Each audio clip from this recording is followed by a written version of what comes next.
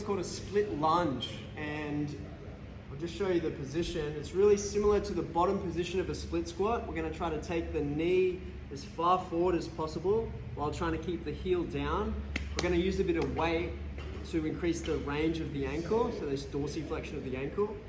And we're gonna do reps to open up the hip flexor on the back leg. So we're gonna be doing reps like this, contract and relax, and then a passive position at the bottom or at the end of the set. So I've just got a 12 kilo kettlebell. We can start nice and light. And I've just got this box here for support for my other hand. So you can set up, if I was doing the other side, I'd set up on this side of the box. For this one, I'm just here. Make sure you keep that heel flat, and then you're gonna drive that knee forward as far as you can, trying to keep the hips as square as possible.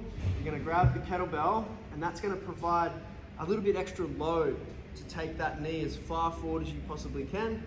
We're gonna square this hip up, placing the balls of the feet into the ground.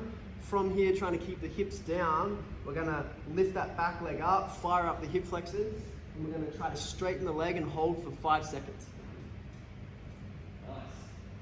Once 5 seconds is gone, we're gonna relax back down, and then again, try to drive that front knee forward, increasing the range of the ankle. And we're gonna repeat that 3 times. I'll just do one more just to demonstrate. So I go up and I squeeze, trying to square that hip, straighten the leg while driving forward. And then after 5 seconds, relax. Once you've done 3 reps of that for 5 seconds, I tuck the toes under, and then I go into a passive position, really pushing forward as far as I possibly can, as much range as possible through that ankle, stretching out that hip flexor. Taking some nice deep breaths.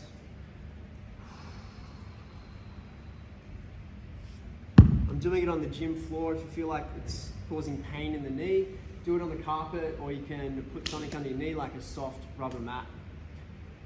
That's it.